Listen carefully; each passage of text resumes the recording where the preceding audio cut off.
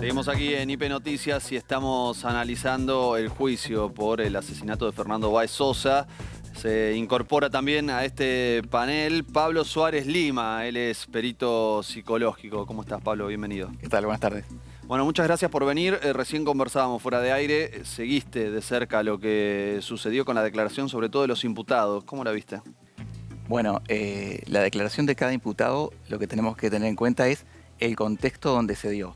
El contexto de un juicio, sabemos que todo partícipe del juicio viene preparado, incluso hasta los testigos. Participar de un juicio no significa una actividad cotidiana. Es decir, que todo aquel que va al juicio, sea el testigo, sea el perito, va preparado. Más razón todavía... Conversando con un vecino. Exactamente. Con más razón el que está imputado. Así que lo que escuchamos de cada uno de ellos es una preparación, ¿no? Esto que dijeron estaba estudiado. Ahora la pregunta es... Y lo que no se dijo también. Y lo que no se dijo, lo que se omitió. La pregunta es si esto que dijeron, el sentimiento que hay detrás, es decir, realmente estaban arrepentidos o no. Claro. La madre dice que no les creyó. Claro. Ahí ya entramos en la interpretación de cada uno. En mi caso, me hago cargo de esto, yo creo que ellos están sí arrepentidos, pero por lo que le va a suceder a ellos, las consecuencias que ahora vienen a partir de la sentencia. Ahí seguramente es la preocupación que ellos tienen y el estado anímico que vimos ahí con respecto a eso. Con respecto a Fernando, es muy difícil entender que estén realmente arrepentidos porque, si vos te fijás, creo que solo uno de ellos lo nombró. Después ni siquiera lo nombraron a Fernando.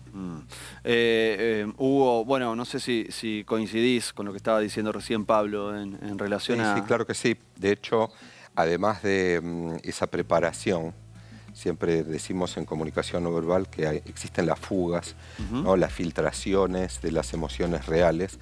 En algunos casos, inclusive vimos un gesto que ha sido estudiado científicamente, que es la fuga emblemática. Un emblema, por ejemplo, gestual, es un gesto como este, que no requiere de mucho conocimiento porque existe un consenso social de que este gesto tiene ya un significado. Pedir por favor, estamos rogando, ¿verdad? Se ha visto mucho durante las instancias judiciales. Y hay uno que ha llamado mucho la atención, que es un insulto gestual, ¿sí? Que es el uso del dedo medio. Todos aquí en Occidente sabemos que este es un gesto para insultar. Y existe la fuga emblemática, cuando lo hacemos sin querer o sin saber, sin darnos cuenta. Por ejemplo, escuchando a una persona con la que no estamos de acuerdo, elevando el dedo medio. La persona que lo hace no lo ve, no se da cuenta. Y vimos dos jóvenes que hicieron ese gesto, cuando ahí tienen uno de ellos, que creo que no es este, sino que es Blas, el chico llamado Blas. Cuando le dan el micrófono, él toma el cable, levanta el dedo medio, que es algo bastante difícil de hacer con un micrófono en la mano, ¿sí? Es más fácil enganchar el dedo índice, el micrófono. Y él levanta el dedo medio, que es una fuga, conocido como fuga emblemática. Blas Sinali, él es... ¿Sí? Blas Sinali, en este momento. Ahí está, ahí lo tienen a Blas Sinali. Si lo hacen correr, ahí él agarra el cable, deténganlo un segundo antes y van a ver cómo ese gesto, que lo hemos visto en situaciones críticas, en situaciones de encrucijada, en interrogatorios, los años en que me ha tocado trabajar en el ambiente carcelario, en las entrevistas, hemos visto mucho el uso del dedo medio casi de manera imperceptible. Blas Sinali, con ese gesto, ahí lo tienen, acomodando el cable, que aparentemente él ni se habrá dado cuenta que lo hizo, denota una de las emociones más negativas. Es la manera de insultar al contexto y yo creo que, bueno, como decía recién el licenciado, hay un guión, lógicamente que nadie va a improvisar en una instancia judicial, y cuando hay un guión y una consigna que nos ponen para decir algo que no sentimos, suceden esas pequeñas fugas que denotan cuál es la verdadera emoción.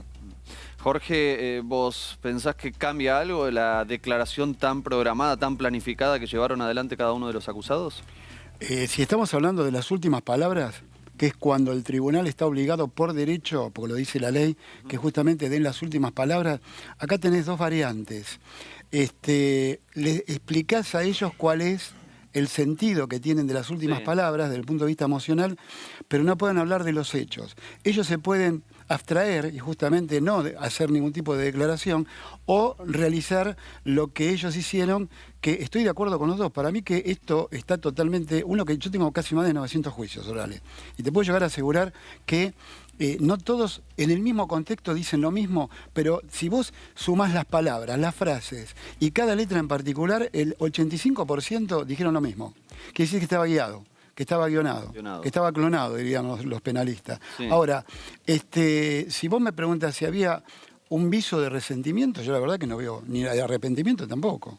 Al contrario, yo creo que si estuvieron 3 años para poder, como ampliaron en algunas oportunidades, y ejercer ese derecho de defensa en juicio, que es la igualdad de armas en todo proceso penal, te puedo asegurar que lo hicieron muy mal. Yo directamente no hubieran hablado, no se hubieran levantado, no hubieran hablado. Porque no suma ni resta nada las últimas palabras. Lo que sí suma para una defensa, que es la reina de las pruebas, es que vos puedas ampliar la declaración indagatoria o expliques realmente lo que sucedió. Ahora hay un detalle, doctor, que usted, con la experiencia judicial que tiene, seguramente lo puede confirmar, porque muchas personas se molestaron, inclusive también comprendemos a la mamá de Fernando, que dijo, sí, no me miraron. Y en el proceso judicial existe la obligatoriedad de mirar al tribunal, doctor, ¿es así? Sí, eso, bueno, lo que pasa es que ya pasaron muchos años desde que se instaló el primer juicio oral, a lo igual que cuando están los juicios por jurado, yo que tuve varios, uno en esa vorágine del momento, sabiendo ellos que la sociedad quiere una pena ejemplar, y estamos hablando de una prisión perpetua, y no estamos hablando de determinada cantidad de años, estamos hablando de muchos años. Algunos pueden llegar a salir a los 73 años, como Thompson, que tiene 23, sumale 50, hay un concurso de delito, y el máximo de la pena, de acuerdo al catálogo penal, son 50 años, que no te permite el artículo 14, el artículo 14 del Código Penal, ese juego armódico que hay entre el artículo 13 y el 14 con el 80, no te permite la libertad condicional. O sea que vas a estar ahí dentro de lo que es el servicio carcelario casi 50 años. Entonces, claro, hay que estar ahí.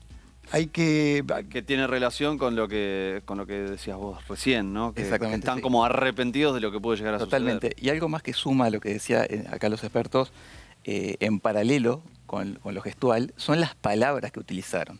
Como por ejemplo, aberrante, ¿no? Terminologías que no se condicen con ellos o que no son las apropiadas. Quizás, y esto el doctor me puede decir la opinión, si hubiesen declarado y hubiesen dicho, nosotros estamos arrepentidos de lo que hicimos. Por ejemplo, le queríamos pegar, pero no queríamos que pasara esto, ¿no? Entonces, como queriendo decir, bueno, lo que quisimos hacer fue pegarle, pero no matarlo, ¿no? Algo más sincero, algo más que llegara de otra forma, pero lo que ellos dicen no se condice el nivel emocional con lo que hicieron, ¿verdad?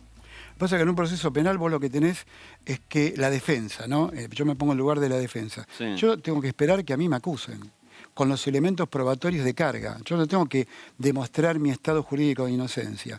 Ahora, cuando vos tenés que preparar o no en las últimas palabras, en delitos con esta envergadura de pena muy elevada, vos le podés decir, mira, hay dos posibilidades. O yo te indico lo que sería conveniente que vos puedas llegar a expresar, o vos emocionalmente decís lo que quieras.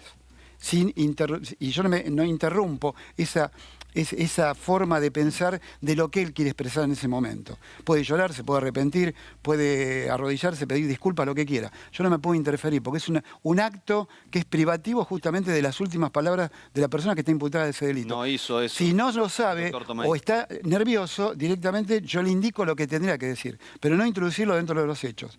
Porque en los hechos... Por eso la presidenta del tribunal, que es justamente, hoy lo estaba diciendo, es la fiscal que estuvo en el caso Cabeza. Tiene muchísima experiencia, sabe mucho de estos juicios. Tiene mucha trayectoria, igual que Raval, no me acuerdo el nombre. Rabaya, el otro cotitular del tribunal colegiado, que tiene también mucha experiencia. Le indicaron justamente no sobre los hechos, sino sobre las últimas palabras en virtud, pero no se puede hablar de los hechos, porque los hechos los tenía que hablar en una oportunidad que era lógica en el debate oral, antes de que se cierre la clausura del debate. ¿Se entiende? Sí, sí, sí. Ángel, bueno, vos estuviste allí, pudiste seguir de cerca lo que pasaba con la declaración de los imputados y lo que pasó a lo largo de toda la audiencia. ¿Algunas de las estrategias que están conversando aquí los especialistas, vos la pudiste percibir allí? Sí, coincido con lo que decía el doctor Alonso, si no me equivoco. Voy a comentar que... Perdón, Alfonso, disculpe, doctor. Antes en ese momento, cuando termina lo que fue el alegato del doctor Tomei, se va a un cuarto intermedio y ahí el doctor se reúne en otra sala con los 8 imputados. Por eso es que he dicho cuando iniciamos que parecía claramente guionado. El doctor obviamente le había señalado qué era lo que debían decir cada uno, porque como dijo el doctor, casi el 85% usó las palabras de él, dijeron lo mismo. Algunos por ahí cambió la forma de su expresión, pero claramente estaba guionado y creo que todo viene a raíz de lo que un poco la sociedad manifestó, sí, que nunca se había pedido disculpas a la familia de Fernando, y bueno, fue por eso que todos pidieron claramente disculpas en estas últimas palabras que tuvieron ante el tribunal. Precisamente a la salida de esta audiencia habló el fiscal Juan Manuel Dávila, ayer en Tarde a Tarde, habló con nuestros compañeros. Es su alegato, es su tarea, para eso es el defensor de ellos, y obviamente que lo que intenta es echar por tierra toda la prueba que hay y que se acreditó en estos días. El plan previo no es tanto un plan previo que tiene que ver con mucha anticipación, sino que es ponerse de acuerdo, aunque sea instantes previos, para hacer lo que hicieron. En eso consiste el concurso premeditado, que holgadamente hay inmensa cantidad de pruebas, tanto lo que es el concurso premeditado como así también el agravante de la alevosía. Y hay una certeza positiva que ellos tuvieron el dolo necesario, o sea, la intención de matar a Fernando. Eso sin lugar a dudas. Usted, doctor, lo escuchaba recién al fiscal y hacía que negaba con su cabeza. El acuerdo previo tiene que estar, el acuerdo entre todos que tienen todos la intención de matar. Por eso digo, si uno lo llegan a calificar y lo llegan a condenar con perpetua, tienen que ir los 8 con perpetua. Es muy difícil entrar en la mente, en la psique. Acá tenemos un profesional que nos puede informar mucho mejor. Yo soy abogado, no psicólogo, pero creo que ingresar dentro de la psiquis, por eso la conducta, los delitos son conductas humanas. Él habla, como bien dice Dávila, el fiscal, con el mayor de los respetos, no comparto para nada el pensamiento de él, ese acuerdo espontáneo, ese acuerdo previo, hay que demostrarlo. Ese acuerdo tiene que estar con la intención de matar. Entonces, si hablaban de 7 minutos, 6 minutos, hay que estar en ese lugar y hay que hurgar las profundidades justamente de la psiquis para poder... Y eso es lo que le cuesta mucho al derecho penal. Hablo en general, ¿eh? Sí, sí. En cualquier tipo de casos, en los homicidios, en las lesiones y demás. ¿Cuál es el sentir de la acción de cada persona? ¿Se entiende? El tipo penal describe acciones. Entonces, ¿cuál es el sentir? Tenés que ingresar en la psiquis. Por eso digo, la certeza apodíctica para que una persona sea condenada por un delito no solamente se tiene que basar, justamente, no tiene que haber un mínimo de duda, pero no en lo que es la parte del tipo penal, sino también en los agravantes. Y a mí que me venga a explicar alguien si en los agravantes hay certeza apodíctica como para condenarlos por la agravante. Sí los pueden condenar por un homicidio simple porque el hecho existió. Nadie niega el hecho, pero que lo califiquen con una medida cautelar de gravedad que sea justamente la de 8 a 25 años y después que el tribunal dirima cada una de las responsabilidades. A la pena uno de 12, otro de 15, otro de 18, pero te aclaro que hay 3 o 4 que se van a ir en libertad porque si no llegan a condenarlos por la perpetua, se van en libertad por lesiones. No hay otra discusión. Una parte de la pena. Porque cumplieron en detención una parte de la pena. Justamente estamos hablando del delito de lesiones leves. ¿Pablo? Sí, algo que tiene que ver con lo que dice el doctor, esto de meterse en la psiquis, cosa que es muy difícil, pero lo que sí se puede hacer, y desde la psicología, es el análisis de la conducta en el momento, tenemos los videos, en el momento y en el recorrido, en el antes, en el durante y el después. Lo que no se habló, y esto debería haberse estudiado con más profundidad, es el tipo de violencia que se ejerció. Esto podría haberlo utilizado, por ejemplo, la defensa. Hay 2 tipos de violencia que se pueden distinguir en este tipo de casos. Una es la violencia expresiva y otra es la violencia emocional. La expresiva es la que nos da la pauta de que hubo un plan, ¿no? Esto de que, bueno, vamos a hacer tal cosa en determinado momento, vos y yo, aquel no, en fin, un plan, ¿verdad? Y la violencia emocional, que es la que persigue ningún tipo de plan. Surge en el momento a través de reacciones emocionales, que tiene más que ver con esto. Acá yo no veo elementos de un plan. A ver, ¿a quién se le ocurre ir a matar a alguien en plena calle con testigos, que sabemos que tienen celulares para videograbar? ¿A quién se le ocurre matar en ese momento? Perdón, agregue algo, doctor. Sí. Déjame sumarle algo porque es muy interesante lo que dice ¿Sí? el licenciado. ¿Y quién va a filmar del grupo de chicos justamente la muerte de alguien? ¿Se entiende? Sí, sí. Eso se lo dejo a usted ahora. Claro, sí. Eso quizás ahora es una costumbre muy grande, que es la de filmar todo, ¿verdad? Sí, pero ¿quién va a filmarla? Claro. Sabiendo si había un plan previo. Pero, ¿Quién exacto. va a filmar ese plan previo que justamente va a Totalmente. demostrar la muerte de Baez Sosa? Por eso quizás el plan, si pensamos en un plan muy elaborado en el momento, sería simplemente ir, simplemente entre comillas, ¿no? Ir a pegarle, a dañarlo, pero nunca en la cabeza la idea de matarlo, ¿no? Y esto se condice con la cultura violenta que ellos ya traían. Hay un aprendizaje de ellos de ir a hacer violencia. Esto no lo estoy diciendo en el aire, esto lo decía el mismo uno de los Pertossi, que lo escribió en el año 2019, que decía: la noche no es noche si no terminamos a las piñas. Ahí está la clave. Y Lo esto dijeron varios testigos, ¿no? Exactamente. Que contaron hechos violentos similares, incluso con el mismo modus operandi que tiene que ver con esto de volcar el vaso de cerveza. Exactamente. Entonces, el plan o la diversión que ellos siempre tenían era la de ejercer violencia, y pensemos en esto también, no con cualquier tipo de víctima. Eso tampoco es azaroso. Si viéramos en el historial de ellos, habría que ver qué víctimas fueron, y quizás encontremos particularidades que se condicen con Fernando. Es decir, alguien vulnerable, a alguien a quien lo aíslan, en fin. Porque ellos no se enojaron con los Patovicas, por ejemplo, que lo sacaron y se enojan con él, ¿verdad? Ellos seleccionan a la víctima, y es alguien vulnerable que está solo, que tiene ciertas características. La querella dejó vislumbrar algo también de lo social, ¿no? Es un chico totalmente opuesto a este grupo en lo social. Entonces, hay una selección también de la víctima, ¿no? Ahora, la pregunta en relación a la intención, ¿no? Al dolo. Me parece que hay ahí un punto interesante en relación al derecho penal. Por eso es muy bueno tenerlo a usted como especialista. Ahí estamos viendo además la recreación que presentó el doctor Burlando como una nueva prueba en relación a cómo fue. Y justamente acá me quería detener. Cuando una persona ya está prácticamente desmayada en el piso, incluso hubo un momento donde pidió clemencia, ¿no? Levanta el brazo, pide que dejen de pegarle. ¿Ahí no se puede leer una intencionalidad? Donde ya es evidente que si le siguen pegando lo van a matar. ¿Te lo puedo contestar? Claro. A ver, siguiendo el relato de él, voy a tomar el guante de acá del profesional.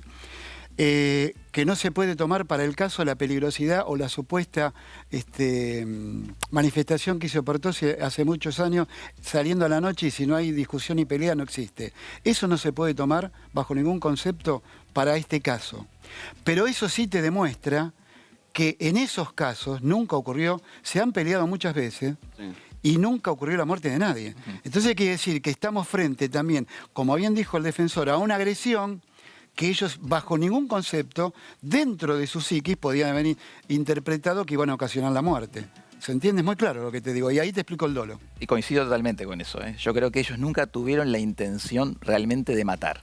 Porque si no, a ver, discúlpeme, ¿no? Sí, sí. Pero si en hechos anteriores, de 10, 15 hechos, hubieran ocurrido 10, 15 muertes, entonces acá la intención era de matar. Pero si vos tuviste tantos hechos como dice Zárate, la localidad de Zárate, los ciudadanos de Zárate, y otros que argumentaron en el debate, pero nunca ocasionaron ninguna lesión tan grave, y tampoco ocasionaron ninguna muerte, quiere decir que lo que ellos, ponele entre comillas, y en segundas líneas te digo que ellos lo hacían como agresión, llamarlo como deporte, como quieras, pero no tenían intención de matar. Pero sí, esta conducta, esta costumbre de divertirse de esta forma, iba en una violencia increciendo. Es decir, cada vez quizás más. Si no era Fernando esta vez, podía llegar a ser otro en el futuro. Pero no podemos condenar en potencial. No, claro. Esto me refiero a la conducta. No podemos condenar en potencial, claro. Tenemos que condenar Particular, caso la base fáctica que está en el expediente. A mí lo que me inquieta es que hemos analizado tanto, ¿no? Lo que pasó con los jóvenes, lo que pasó antes, los antecedentes de ellos, y nos hemos fijado muy poco en las personas que estaban en ese lugar y que no intervinieron.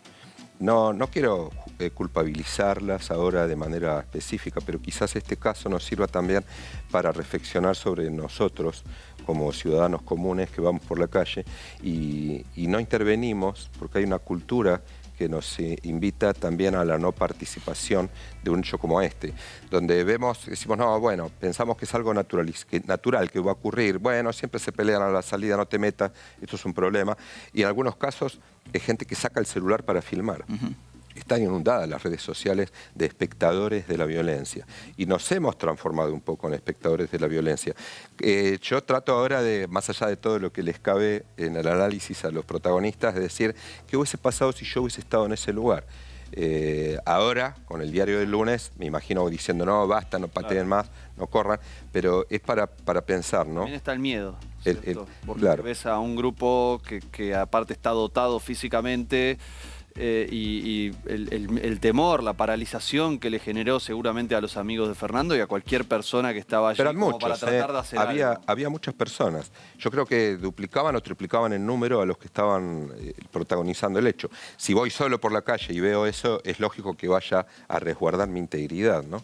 Pero creo que nos falta un poco también de eso, del compromiso social, de decir, no, esto no lo podemos, lo tenemos que evitar de alguna manera. El entrenador de estos jóvenes declaró, es entrenador del club de remo de Zárate, y declaró que esto fue un accidente. Y cuando los escucho me da la sensación de que es un argumento similar, pero díganme ustedes si están diciendo algo distinto. Sí, acá accidente no podemos decir que sea accidente. Que no haya estado planificado no quiere decir que sea accidente. Bueno, pero si ellos iban a pelearse sin la intención de matar, algo salió mal. Claro, algo salió mal. O sea, la tesis del accidente podría que tiene que ver con esta violencia increciendo. Pero quería ir a dos cosas que dijo antes el especialista, sí, claro. Que tiene que ver, él dijo, con observar a los que estaban en el escenario, que tiene que ver con lo que dijo la querella, porque la querella le da cierta participación a los imputados como que estaban impidiendo que se acercaran. Pero no se ve mucho eso, y tiene que ver con lo que dice el especialista. En realidad la gente no tuvo una actitud fuerte de ir por ayudar a Fernando. Eso por un lado. Y por otro lado, y estaría interesante que él diera su opinión también, cuando observamos a los imputados declarando, sí, yo los invito a que observen, en lugar de observar a los imputados, que observen a Tomei. Sí, lo estuvimos hablando. Lo estuvieron hablando. Que lo observen a él. Él va como en su gesto de estar leyendo, acompañando lo que ya había planificado. Hay que ver si ellos dijeron. Lo estamos viendo, de hecho. Hay que ver si ellos dijeron exactamente lo que él esperaba que dijeran, ¿verdad? Porque es muy difícil, acá el doctor sabrá también, es muy difícil preparar a veces a alguien que está imputado, es difícil que salga como lo tienen planificado, ¿no? Hugo, si querés, contale de vuelta. Sí, Hugo Gesto es muy acertado lo que dice el licenciado, porque Tomei, en el rostro de Tomei, por ejemplo, se ve el desagrado cuando habla Thompson. Recién veíamos las imágenes que él gira la cabeza, claro, y resopla, enojado. Cuando se quiebra, ese es el momento de crisis para él, claro, porque considera que hay algo que se salió de lo planificado. Se salió de lo planificado, inclusive yo creo que él él hacía un paso hacia atrás, ni sabía que la cámara lo tomaba en ese ángulo, ¿no? Claro. Por eso fue. Ahí lo tenemos. Ahí lo tenemos. Momento. El primero va a ser, como miramos recién, ¿no? Va a ser el paso hacia atrás. Abajo de él está la abogada, ¿cierto? Sí, la abogada tiene el emblema del ruego, el que hablábamos recién. A ver si podemos sacar un cachito del graph para ver también a la abogada allí. Sí, porque inclusive van a ver que ella Ahí se ve con los brazos, con la cabeza apoyada en los brazos, en las manos. Y después ella queriendo mirar, ¿no? Se seca la nariz. Ahí resopla el abogado. Resopla, molesto. Y siempre vamos a acatar lo que usted la abogada decía. Da la idea de que está sutilmente conmovida, ¿no? La comunicación no verbal, como decíamos recién, no nos permite, nos da elementos para conocer las causas de las emociones. Claro. Pero sí saber si una emoción es genuina o simulada. Doctor, ¿qué piensa de la actitud de Tomei? En este sentido tengo que ser a ver, no tengo que faltar a la verdad. Es cierto, cuando uno en las últimas palabras escucha a su defendido que dice una letra, una palabra además, está en una situación comprometida. Porque uno hace un alegato en virtud a la producción de las pruebas y en una palabra final, quizás, justamente, para eso está el tribunal, y el tribunal ve todo. Ve los gestos, ve la postura, ve el sentir, ve cómo se expresa, pero hay algo que él dijo que quiero rescatar. Si ustedes ven en el video, cuando Thompson viene de frente, hay dos muchachitos de saco, uno de blanco y otro de oscuro, que se quedan mirando como estaban viendo la escena y no intervinieron. Y a mí lo que me llamó poderosamente la atención, ¿por qué nunca los citaron a juicio? Estaban a 1 metro, 2 metros de donde estaba ocurriendo el episodio. Si ustedes ven justamente toda esa secuencia del video, sí, ahí vas a notar que hay 2 personas de espalda, sí, y al lado estaba justamente uno de los, no me acuerdo quién era, uno de los Pertossi filmando. Bueno, obviamente que él, como lo quieren integrar al grupo, de lo que sería la planificación, obviamente que lo integran. Si no, tenían que haber integrado también a los que estaban viendo. Y no hicieron nada. Se corrieron cuando cuando justamente Máximo Thompson salió y se iba caminando con el grupo de gente. Quizás no los ubicaron también, quizás no fueron testigos que no pudieron localizar o que se negaron podría ser una posibilidad, ¿no? También. Sí. Una cosa más que es importante es que al momento de analizar, como lo estamos haciendo, uno siempre parte de ciertos prejuicios, es algo inevitable, ¿verdad? Esto también yo lo conecto con la negativa de ellos de hacerse la pericia psicológica, ¿no? La pericia psicológica uno dice, bueno, si se negaron, por algo es. Eso es lo que se suele decir, ¿no? Pero ustedes fíjense en cómo a priori muchos colegas incluso y todo aquel que lo observa se forma una idea, ¿no? No, están mintiendo, es falso el arrepentimiento, el llanto es falso. Eso es a priori, ¿verdad? Ahora, es verdad que también las pericias psicológicas a veces son sesgadas en el proceder, y quizás también la negativa estaba por eso, por temor a, bueno, ya van a ser ejecutados, entre comillas. Sesgadas por este prejuicio. Sesgadas por este prejuicio. Yo trabajo como perito de parte y lo he visto mucho por la defensa, controlando la prueba, porque el perito de la defensa lo que hace es controlar la prueba, ver que se siga con la debida diligencia, el debido proceso, y muchas veces los peritos oficiales tienden a tener un sesgo de que todo el que cae ahí es el culpable, ¿no? En este caso no sería el caso, la duda si es culpable o no, pero ya tiñe esta mirada los resultados de la pericia. Esto que dice el licenciado nosotros lo hemos visto en los procesos de investigación del lenguaje corporal, conocido como el riesgo del analista, el riesgo de Otelo. ¿Sí? Presuponer la culpabilidad o estar tan convencidos que no importa qué digan, qué hagan. Esto es porque Otelo, en la obra de Shakespeare, mata a Desdémona, aunque ella es inocente, presuponiendo la culpabilidad. En un proceso ese sesgo es muy difícil de pasar por encima. De hecho, le pasa a toda la sociedad, claro, que si no lloran, no sienten. Si lloran, están simulando. No importa lo que ellos hagan, también toda la sociedad cree ya que ellos están mintiendo, por ejemplo. Ángel, vos que estuviste allí adentro, contanos un poco qué pasó en el momento que Tomei pidió la absolución de los imputados. Por cierto, obviamente hubo caras por parte de lo que fue la querella, el particular damnificado y la fiscalía. Puedo contar, estaba al lado de los papás de ellos, es más, comento que estuvieron todos presentes en los alegatos que sí, los últimos bancos de ambas filas, el último banco de ambas filas del tribunal, la prensa en que yo me encontraba se lo tuvimos que ceder a la familia porque habían asistido todos a los alegatos. Los familiares lo que hacían era recostarse sobre los bancos, algunos agarrarse la cara, como no queriendo escuchar por ahí lo que estaba diciendo el defensor de ellos.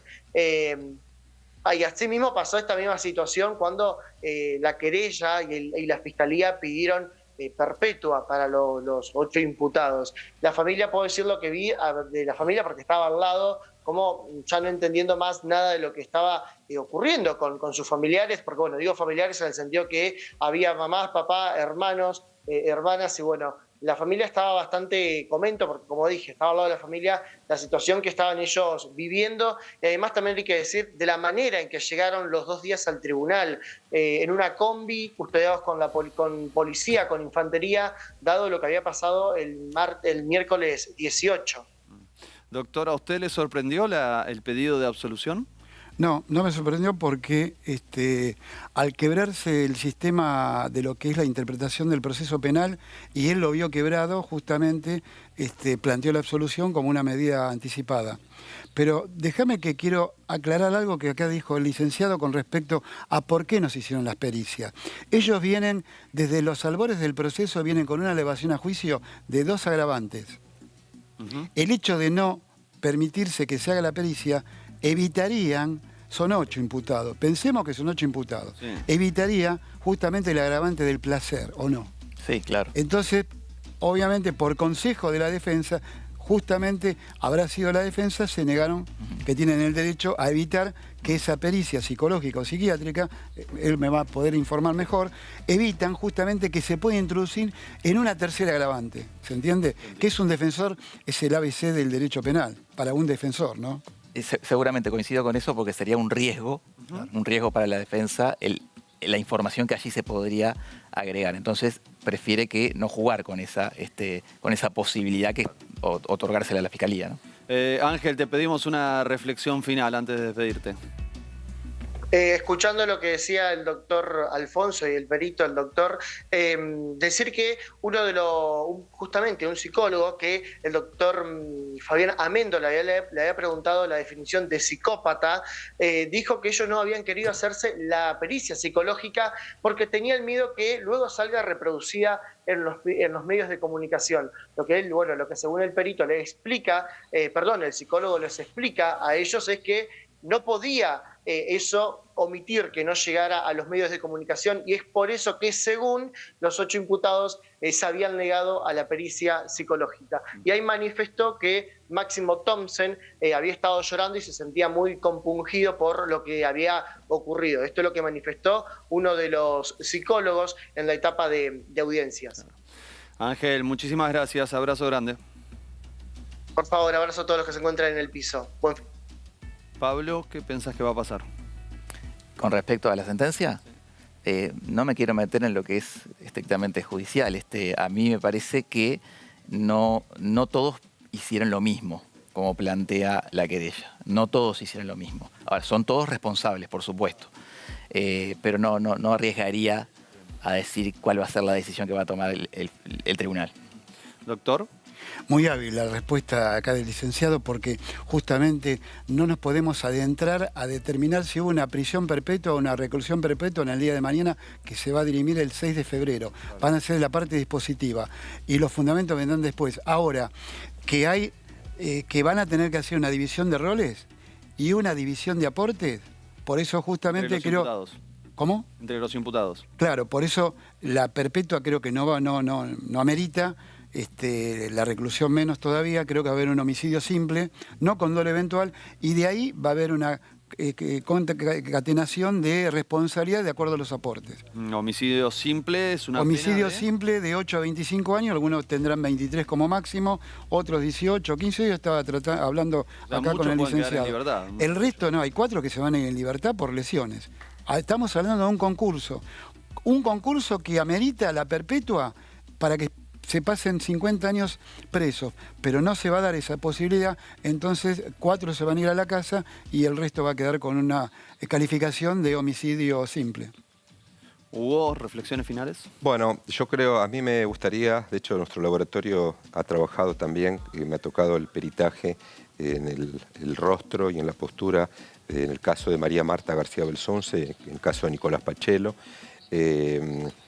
y estamos con toda la intención de estar en ese lugar. Me gustaría a mí estar para valorar en el momento del fallo y de la sentencia las reacciones, ¿no? Claro. Que seguramente yo tengo la idea de que en este tipo de juicios nadie queda satisfecho, ni los que acusan ni los que defienden.